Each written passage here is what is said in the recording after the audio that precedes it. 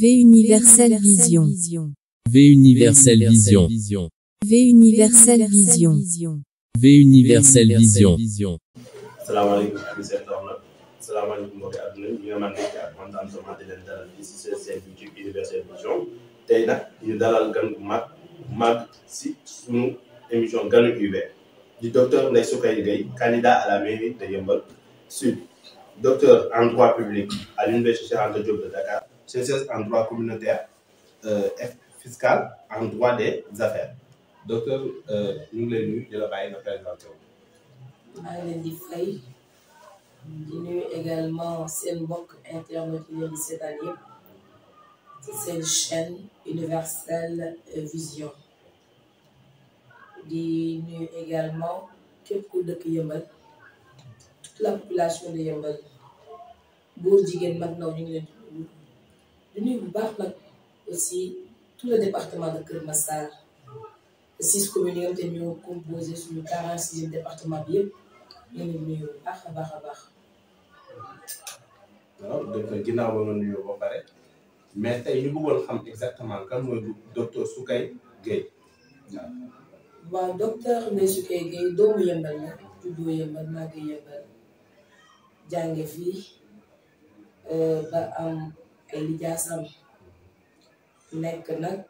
docteur en droit public wax nga ko léegi ma def ma spécialisation en li ñuy wax droit communautaire maanaam CEDEAO communauté économique des États d'Afrique de l'Ouest aussi UEMOA union économique et monétaire ouest africain ak la CEMAC communauté économique des États de l'Afrique communauté économique des États communauté économique et monétaire de l'Afrique centrale CEMAC man nag maa ngi depuis quelques années li ma gën a liggéey mooy fiscalité maanaam impôt et taxe laa gën a xarañ au-delà du droit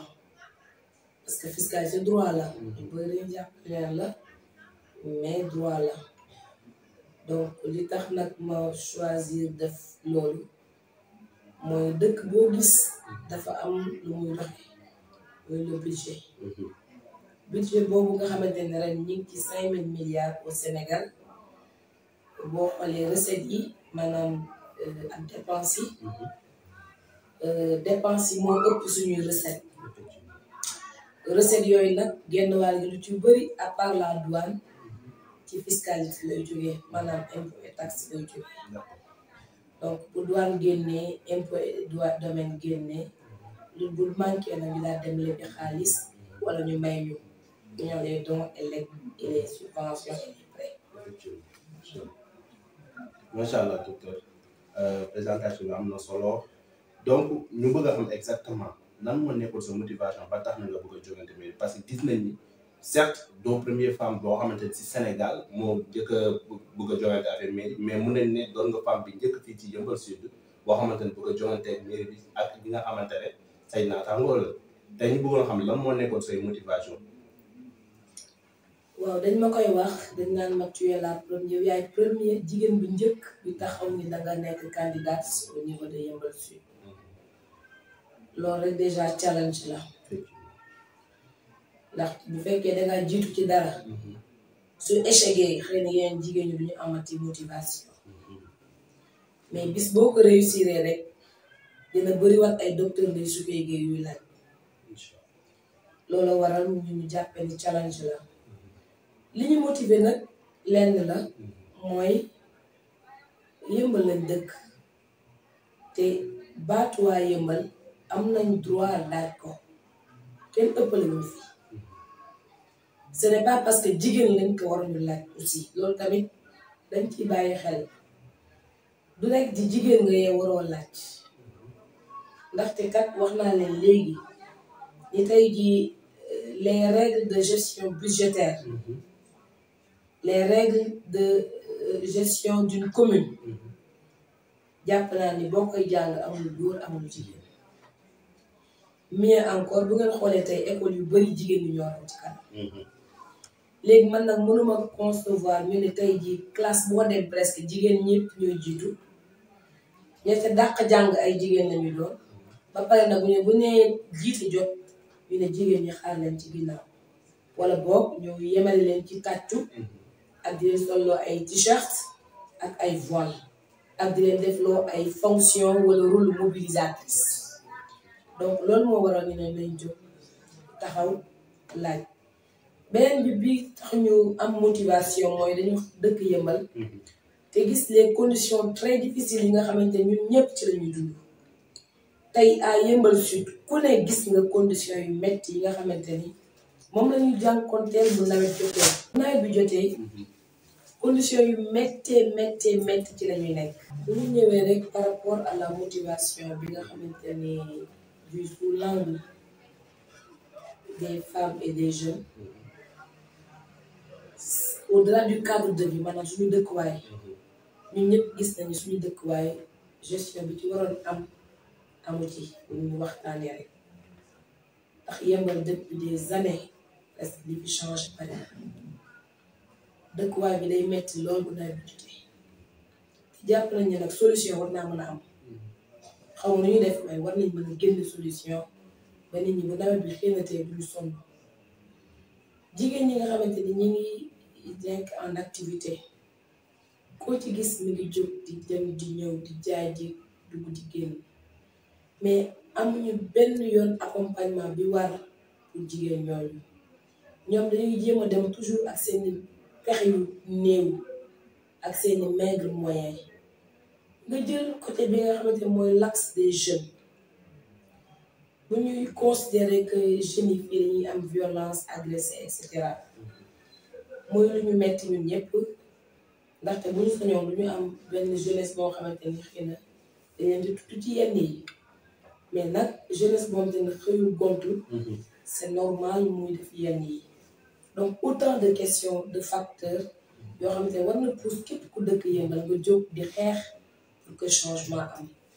Yeumbeul ngay gis nit ñoo xamante ni le peu de moyens bi ñu am pour ñu sax vivre correctement te amuñu fenn fuñ koy jooy donc ñun est-ce que dañu war a toog rek ak suñu petit confort wala boog est-ce que dañu war a jóg fexe une amélioration de la situation yi nga xamante mooy situation bi ñu dund au niveau de notre cadre de vie et également suñu dëkkandoo suñu am di jàppale loolu daal bokk na ci li ñu motiver ba ñu ne lañu jóg dugg laaj baat waa Yeumbeul jënduñu nag baat yi jënduñu baatu kenn foqate wuñu baatu kenn dañuy ñëw avec humilité avec modestie wàcc ba ci suufu nit ñi wax leen ni leen su fekkente ni ñun dañoo bëgg defar Yeumbeul buñ leen ci fayee ah ñun loolu tax kon war ngeen xoolaat suñu bopp kaay li ñu defar Yeumbeul de ku ci xaar ñu fay la war ngaa xoolaat sa bopp man de docteur Ndeye Soukeye loolu laa gëm damaa gëm ni Yeumbeul ñun ñëpp ko bokk lii ma jóg di ko def nii képp kuy dëkk Yeumbeul war na la su ma ko jógee di ko def dañ ko bokk ñun ñëpp ñu def ko defar ko te yàlla tax mais képp kuy xaar ma fay la ci nag boobu koy xëy na comprendre lan mooy concept de vivre en commun maanaam ñun ñoo war a dëkk ensemble utu ñi mairie bi pour suñuy soxlaay bopp li ñuy liggéey doy nañu sëkk waaye dañoo jàpp ni war nañu mën a taxawal équipe boo xamante ne nii changement radical dina mën a am ba ku génnoon Yeumbeul boo génnee ci àll bi am fa 1 an ak boo ñibbisee di nga gis réellement changement xam nga loolu laay wax changement xam te di tëj ca loxo ni lii vraiment soppeeku am. léegi docteur ci wàllum changement un tout petit peu tey jii nii yow lan ngay woowee un changement radical. man li may woowee changement radical mooy déjà le cadre de vie suñu dëkkuwaay ñun ñëpp gis nañ ni nawet bu jotee li dañuy mel ni li ñu dundoo la dañuy dundaat même chose lay nekk. les mêmes faits lay nekk. fii am na ndox ñu ñëw ut benn moto pompe amuñu gasoil buñ ci def te xale yi yor benn leket léeg-léeg nga ñëw sànni fa benn 10 000 benn 20 000 loolu chaque at moom la ñuy dund. effectivement donc man li ma tuddee changement radical mooy ñu fexe ba bu ñu toogee ñun janvier incha allah février ñu waajtal nawet bi waaj ko ba nga xamante ni même bu fekkee fépp situation mu ngi fa réglé yi mais nit ñi sentir ni changement am na li may tuddee changement radical mooy jigéen ñi nga xamante ni nii yaakaaroon lu dul seen panier marché bi di dem di ndugg di jaay yaakaaroon lu dul seen mbuus bi ñu demee syndicat di ndugg di jaay jigéen ñooñu au moins ñu am fu ñuy jaayee ndax gis nañ ni kat depuis que terre bi ñëw fi passerelle yi dafa naqadee jéggi donc jigéen ñi nga xamante ni ñu ngi dëkk au niveau de Yeumbeul Sud conditions yu métti ci la ñu demee au marché benn marché bi nga xamante ni moom lañ fi am mooy marché buum bi yéen a ñu gën a gis ni mu mel marché bi nga xamante ni mooy marché jàmmalaay bokk ci Yeumbeul Sud presque lépp Yeumbeul Nord lay jëm dugg nañ fa gis ay seng yoo xamante ni da ngay xalaat yow fii nan la fi nit mën a liggéeyee donc autant de questions yoo xamante ni ñun jàpp nañu tey changement radical foofu lay commencé ndax boo bëggee changer il faut déjà si dëkk bay changer changement radical aussi mooy jeunes yi nga xamante ni nii ñu ci bëri dañ doon jàng dem ba université soit université classique yi ou bien université virtuelle du Sénégal nga xool benn xale bu jógee Yeumbeul Sud nga ne ko UVS lañ la orienté université virtuelle du Sénégal amul machine wala boo amee machine souvent connexion kooku jàngam nu mu mujjee mel ki nekk université Yeumbeul ak université Cheikh Dakar dafa sori nga gis condition yi métti yoo tey mooy transport bi yow fajar gi ñàkk logement changement radical mooy fexe ba jàppale ñooñu ndax bu ñu bëggee am ay docteurs yu bëri bu ñu bëggee am ay scientifiques yu bëri bu ñu bëggee am ay licenciés yu bëri il faut bu baax a baax étudiants yi jàppale leen changement radical bi may wax également mooy jigéen ñi nga xam ne ñu ngi tës-tësi ñu leen di nax ci ay financement yoo xamante ni da lay leer ne lii ce n'est pas un financement vivable financement bi ne nii parce que ñoom dañuy dem ci marché ba benn nit jox leen 10 000 ñu jaay wala bu ñuy wàcc jox ko 11 000 wala bu leen joxee 5 000 bu ñu wàccee jox ko 6 000 jigéen jooju kan lay liggéeyal te ñu koy def ñu xam ne ñu nekk ci biir marché yi changement bi ma tudd mooy ñi nga xamante ni ay jeunes lañ nekk dans le secteur de l'artisanat nekk ay artisans ñu war leen jàppale nag ndaxte ñoom mën nañ seen métier mais xëy na pour exploiter ba sortir les talents ba nekk ay champion li may wax souvent rek ba am ñu koy jël di ko def seeni programme donc fexe ba def ñooñu ay champion loolu mooy un changement radical ñi nga xamante ni seen choix mooy le sport ce sont des sportifs ñoom sport la ñuy dund te su ma nee sport nag damay tudd football pourquoi pas ñu dem tey ba am ay Sadio Mané yu génne Yeumbeul Sud kañ nañuy am benn joueur professionnel bonte ni signé na contrat en Europe ñu ne Yeumbeul Sud la jógee wala département de Keur Massar mën na nekk les talents sont là li des rek mooy encadrement mais également may leen fu ñu mën a exploiter seen talent yooyu mais bu fekkee yow pour des raisons politiques xale yi fa ñu doon fowee di fa football di fa entraîner da ngay ñëw def fa la neex sans même consulter leen est-ce que talent yooyu dinañ ko mën a am loolu c'est des questions yoo xamante ne nii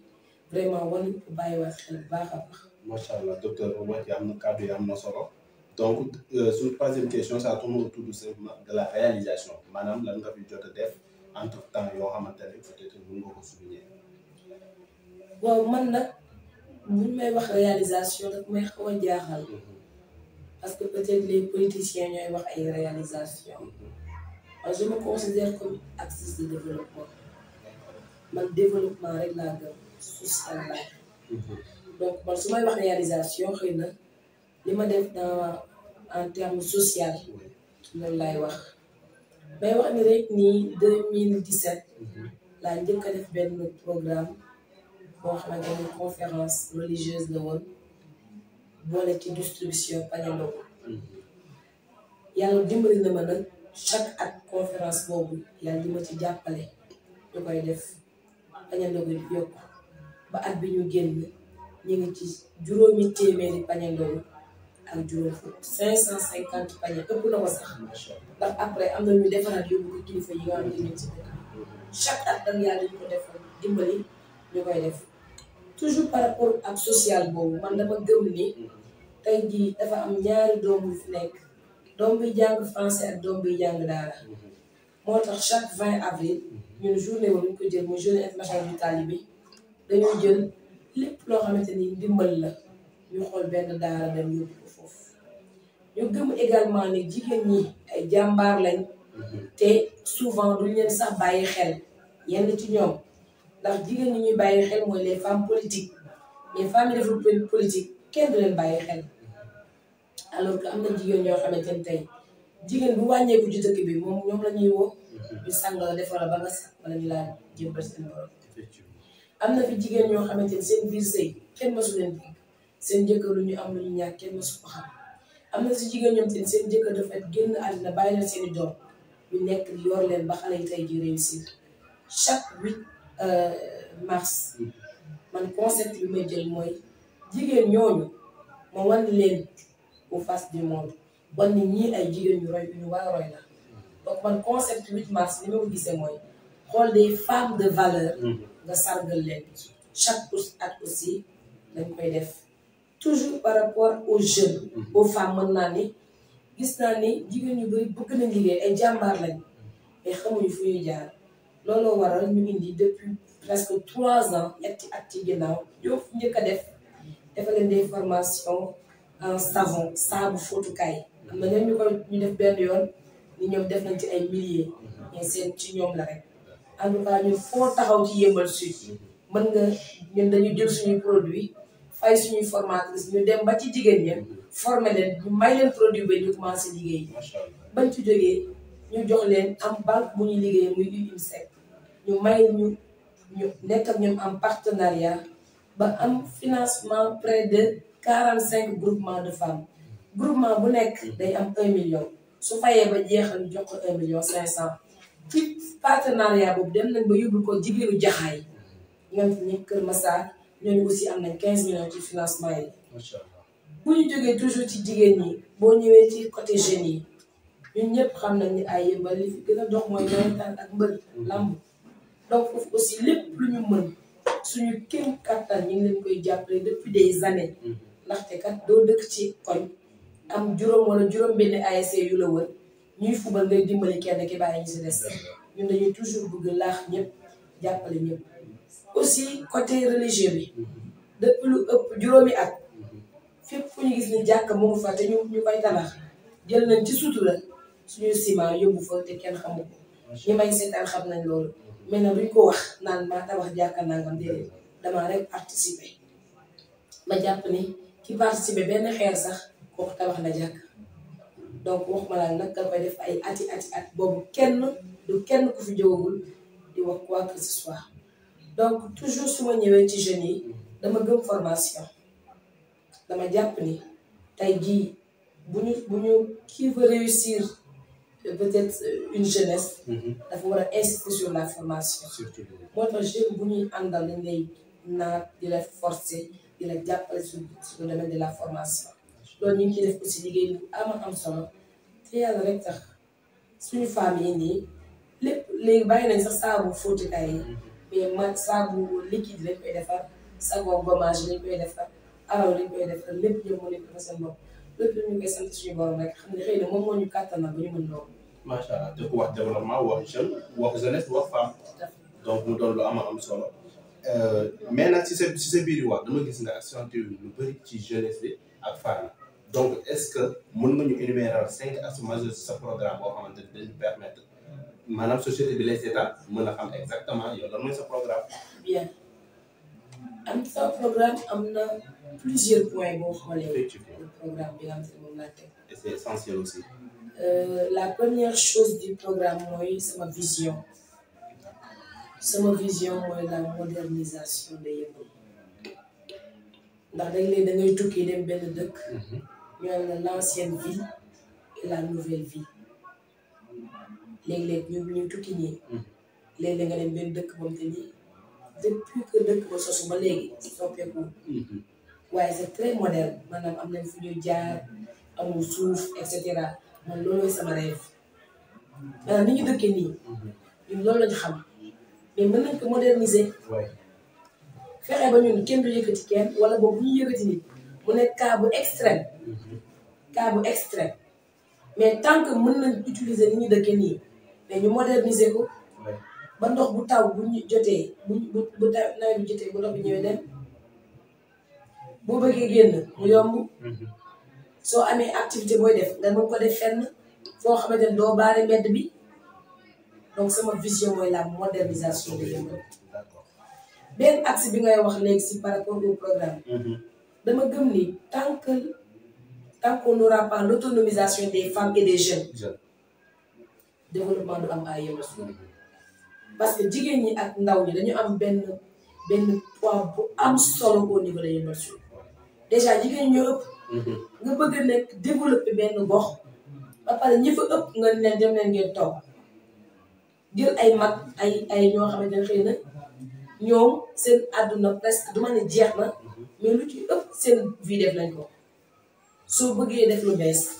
da ngay ànd ak ay ndaw da ngay ànd ak ay jigéen benn axe bi mooy le sport Yeumbeul sport daf fi am solo dañu bëgg sport ce sont des sportifs yi il faut ñu encadrer il faut ñu jàppale leen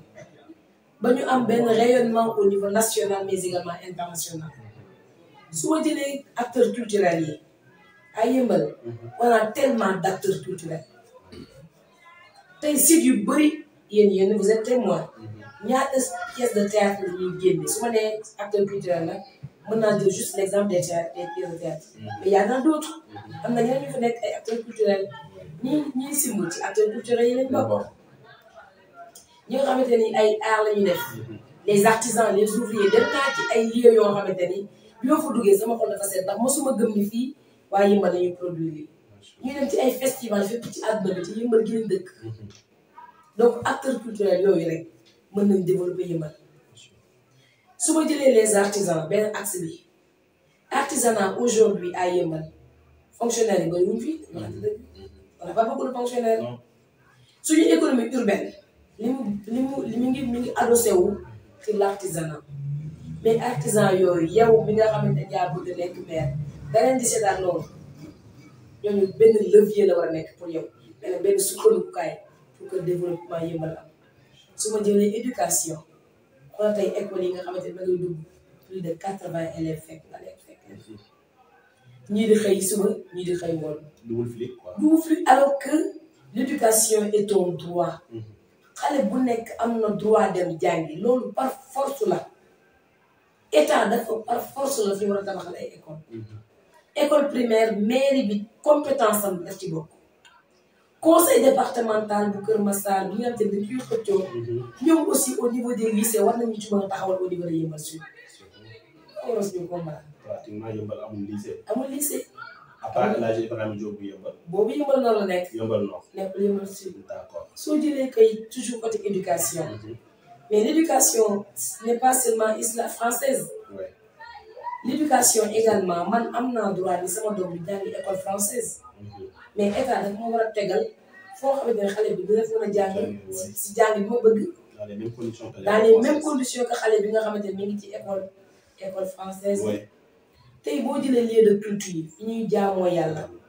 ak fi ñuy denc ñi nga xamante ni fa la ñuy génne àddina mais loolu jar na xoolaat sama programme mi ngi ci Rituellement. soo jëlee la mairie en tant que état civil tey jotul ñu moderniser ko Si. pièce d'identité nga koy wut ñu ne dama wuti extrait de naissance nga ñëw sa extrait de naissance ñu ne sa registre bi numéro bii nii tur kenn la fi nekk Ouais, vous avez le fait dans. mi nga man de bis ma nekkee maire loolu moom dañ koy régler définitivement de manière drastique la modernisation de l'état civil maanaam lépp luy këyit dañ koy moderniser te pexe yu yomb na lool pour ñu régler loolu. Et puis nous sommes en monde digital, donc du coup, pourquoi pas? d'ailleurs su ma nee di modernisation man digital bi laay yaakaar même artisans yi même artistes yi même sportifs yi bu ñu leen di jàppale ñu levier bi ñuy utiliser mooy les outils du numérique d'ailleurs loolu moo nekk suñu programme xam na nag am na ñoom te ñu ngi koy jéem a copier Ah oui, mais foofu àgguñu fi effectivement. donc le numérique dafa am doole Oui. àdduna bi fi ñu jëm c'est numérique Ouais. par conséquent foofu mën nga ko utiliser jox ko ñi nga xamante ne ñoom loolu lañu nekk ba ñu mën a émerger. Inch'Allah. Kaddu yi am na solo donc ñu ñëw tamit nag ci benn point bu essentiel bi nga xamante ne lëmbee na bopp askan mu nekk wàllum vote ñu bëgg a xam exactement vote yi nan lay demee parce que ñu ngi dégg que ne affaire bi double vote la mais gars yi comprendre ñu exactement nan la fa war a demee donc su fekkee mën nga expliquer rek en résumé gars yi nan la affaire bi di demee. maa ngi lay jaajëfal bu baax di sa question bi dafa jotoon tey ñu def ci ay assises ñëpp dégg ko ndax dañuy jëm ci lu sensible loo xamante ni bu ñu rëccee si juróomi at rek encore ñu koy amaat bi jiitu mooy élection bi ban façon la am na dëkk yoo xamante ni ñaar lay nekk commune bi maanaam mairie bi ak département bi ñaari vote am na dëkk yoo xamante ni ñetti vote lay nekk mooy mairie bi département bi ak ville bi su ma jëlee premier bi ma joxe mooy exemple bu ñu concerné ñun muy département de Kër Massar bi nga xamante ni mooy 46e département du Sénégal ñaari vote lay nekk bu ma ñëwee man commune Yeumbeul Sud bu dee fi laa dëkk di fi voté juróomi candidat ñoo fi nekk juróomi candidat man su ma dugg see damay jël carte bi jiitu muy docteur Ndeye Soukeye Gueye bu bleu bi am carte am nag bu weex bi muy la coalition ànd nawle soxali suñu gox li tax mooy njëkk a jël boobu ndax mooy ñun ñoo njëkk suñu liste moo njëkk a jàll ñun ñoo jiitu ñeneen ñëpp donc normalement suñu liste moo war a nekk ci kanam benn su ma voté boobu ba pare demaat ñëwaat si table bi jëlaat pour département bi ñun au niveau du département de Kër Massar juróom benn liste moo fa nekk si juróom benn liste yooyu nag ñun ñooy ñaareelu liste bi benn liste moo ñu jiitu ñun ñoo ci tegu su fekkee damay waxal waa Yeumbeul Nord boo ñëwee Yeumbeul Nord ngay voté fukki liste ak ñett ñoo fa nekk donc bu dee waa Yeumbeul Nord dañuy jël seen benn liste fukki liste ak ñett nga tànn ci benn voté soo paree pour vote département bi juróom benn liste kese ñoo fay nekk nga tànn si juróom benn yi kenn aussi nga voté maintenant li tax ma ciy wax mooy da di ñun au niveau de Yeumbeul Sud damay wax ni dama koy faral di wax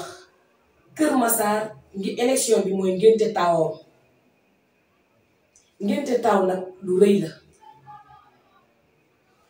ñu xool ni juróom benn liste yi fa nekk yëpp ñeent juróomi yëpp kenn dëkku ci Yeumbeul Sud ñu ko jiite soo jëlee ñetti liste yi wala ñeent yi sax ña ko jiite ñëpp Kër Massar lañ dëkk am na ci biir benn liste boobu tamit ka ko jiite Yeumbeul Nord la dëkk ñun nag suñu liste ànd nawle suqali suñu gox ki ko jiite mooy majoritaire bi Yeumbeul Sud la dëkk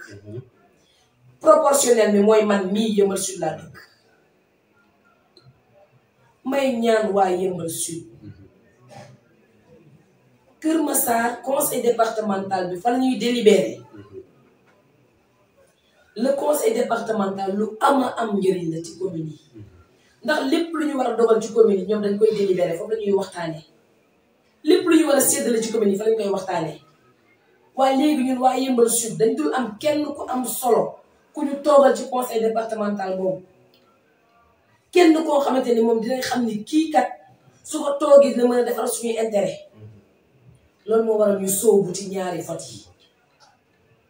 nekk tête de liste majoritaire fii ci Yeumbeul Sud waaye tamit nekk tête de liste proportionnelle au conseil départemental de Kër Massar su ko defee bu ñu jàllee fii maire dugg ci conseil départemental bi bu ñuy décider budget yi duñ koy séparer entre Kër Massar Nord Kër Massar Sud Jaxaay Malika Yeumbeul Nord Yeumbeul Sud ñu mën ne nag attention Yeumbeul Sud cëram lii la war a nekk loolu la war a suñu combat te ñu ngi ñaan nag ñëpp dégg combat boobu bu la neexee bul gëm docteur mais xoolal ni liste ànd nawle soo xoolee suñu gox au niveau du département waa Yeumbeul Sud kese ñoo fa nekk donc na waa Yeumbeul Sud yëpp man koo voté suñu liste boobu ñu koy ñaan également ñu dëkk Yeumbeul Nord ndax am nañ fi ay xale di ko ñaan tamit ñu dëkk Malika suñu mbokk bëri Malika lañu dëkk di ko ñaan waa Kër Massar Nord waa Kër Massar Sud ndax bari nañ fa ay xarit te xam nañ bu baax ñu ñooy kan di ko ñaanit waa Jaxaay ndax am nañ fa un représentant di leen wax ni département bu bees bii dañ ko war teg ci ay loxo yu góor pas ay n'importe qui ndaxte kat Sénégal yëpp ñu ngi seetaan ñun ñu doon xeex di xeex ba am département waaye bu ñu jëlee département boobu nag fawe ko kon moom zéro ñooy yem kon bu ñu yëgoon yem ci Pikine comme que ñun dañoo xeex ba génn Pikine am suñu département tey dañu war a jógee ci li ñu nekk nii émergé wu ba képp ku fi gëjoon daal ne ah ñii de yéex nañoo am département waaye bu fekkee da nga am département te dara mu changement kon kay mën ngaa resté Pikine comme que xeex nañ nag ba am département nañ xeex bi lenn la mooy nañ fexe ba ñooy toog ca conseil départemental ba nekk ay nit ñu crédible ay nit ñu am personnalité nit ñu am fulla waaye également yëmbal am gis ci bopp loolu daal mooy suñu wax di wax nag ni bala ngaa laal encre bi da nga war a jëkk voté commune bi ba pare soo paree nga voté département bi soo paree nga laal sa encre signé daal di génn dem su fekkee ville yi la ba mel ne Dakar xam nga ville la Rufisque ville la donc ñoom bu ñu ñëwee dañuy njëkk a voté seen commune ma jox la par exemple ku dëkk Grand Yoff day voté commune Grand Yoff su paree daal def voté ci département bi su paree daal def voté ville Dakar donc ñoom 3 fois la ñuy voté 3 fois la ñuy voté 3 fois la ñuy voté maanaam 3 cases kii lay nekk 3 urnes da ngay ñëw yëkkati benn dugal ci commune bi demaat dugal mbañ gaal ci dugal ci département bi yaa dugal ci ville bi waaye ñun au niveau du département de Kër Massar de manière globale ñaari kees lay nekk keesu commune bi mooy maire Yeumbeul Sud ak keesu département bi wala boog keesu Yeumbeul Nord maire Yeumbeul Nord ak keesu département bi mooy encore di leeral rek ni département bi yëpp juróom-benn liste moo fa nekk commune Yeumbeul Sud juróomi liste Yeumbeul Nord fukki liste ak ñett pour nit ñi bañ a jaxase vote yi beneen bi aussi mooy benn bulletin benn enveloppe te aussi nga xool ndax si spécimen yi dañ ciy bind commune bi bu dee département bi aussi dañ ciy bind département bi. macha allah docteur waxtaan bi nee na trop te kàddu yi am na solo yaakaar naa société bi dégg nañ bu baax xam nañ bu baax ñi nga xamante ne affaire la doon na seen bopp wàllu vote bi nu muy demee xam nañ l'émission tire à sa fin donc ñu bàyyi rek nga wax sa dernier mot ak lan ngay dégg waa Yeumbeul.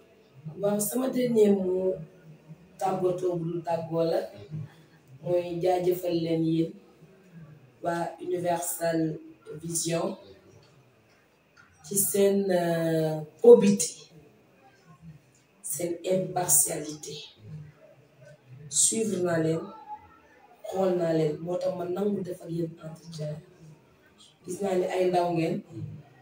mais li ngeen di def nii xam ngeen ni métier bu laaj maanaam tëdd njaaxaanaay la te aussi gisaguma ngeen di wax yenn wax yu ñaaw yi wala di saagante ndax àddina dara jaru fi dara yëpp dañ koy bàyyi mu neex dañ koy bàyyi mu naqadi dañ koy bàyyi te dafa am lu ma wax sama slogan lan la mooy ni soo liiree slogan bi ci kaw ensemble après élection locale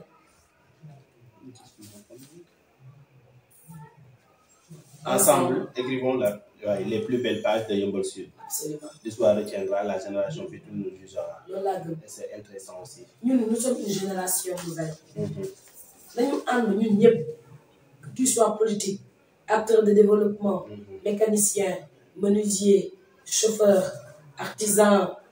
lutteur etc. ñun ñëpp dañu ànd bind de très belles pages de l'histoire de Yeumbeul maanaam bind histoire de Yeumbeul lu tax histoire day bind histoire retiendra te génération yi di ñëw dinañu àtte la génération future nous jugera élection yi képp ku fi jaay sa ngor wallaay dañ ko waxtaanee ëllëg dañu jiw de élection nangam dañ kaa joxoon nangam moo tax mu def nangam diw de dafa waroon diw ndax nangam ba keroog ngay dee loolu lañ te xaalis ba day jeex donc l'histoire juge retiendra la génération future nous jugera parce que lépp loo def rek xalaatal ëllëg xale yi ñëw ëllëg ñun ay royukaay lañu war a nekk ci ñoom mais bu fekkee yow amuñu modèle amuñu repère maanaam xale yi mënuñu kii de dinaa roy ci moom kon fu ñu jëm loolu daal mooy sama kii bu mujj di ñaan nag yàlla may ñu élection yu dal élection yu sedd di ñaan aussi suñu borom subhanahu wa taala mu may ma ndam maa ngi ñaan yàlla mu defal ñu ndam yàlla rek moo joxe ndam te yàlla nañu yàlla may ndam may ñu ndam ndax ñi gëm docteur Ndeye Soufeye Gueye ànd ak ñun may ñu ndam ndax ñi nga xamante ne ju proposé nañ leen lu nekk ñu dem ñu dañuy ànd ak docteur may ñu ndam ndax ñi nga xamante ne jàpp nañ ni solution bi fii la may ñu ndam ndax kilifa yi toog di ñu ñaanal te xamuñu leen may ñu ndam ndax ñi ñu bëgg te yàlla rek tax yàlla nañu yàlla may ndam lu sedd guy fii ci Yeumbeul waaye tamit yàlla nañu yàlla may une bonne représentation au conseil départemental de Kër Massar ba ñu mën a taxawal Yeumbeul loolu rek mooy suñu dernier mot di leen remercier encore baax a baax di remercier également ñu leen di seetaan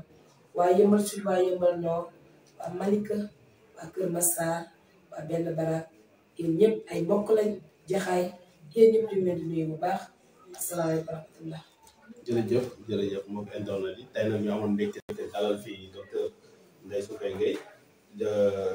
dégg ngeen waxtaan bi yu am solo dégg ngeen kàddu yu fi jot a souligné xanaa di leen jox dig daje ba beneen yoon di leen wax ba beneen yoon asalaam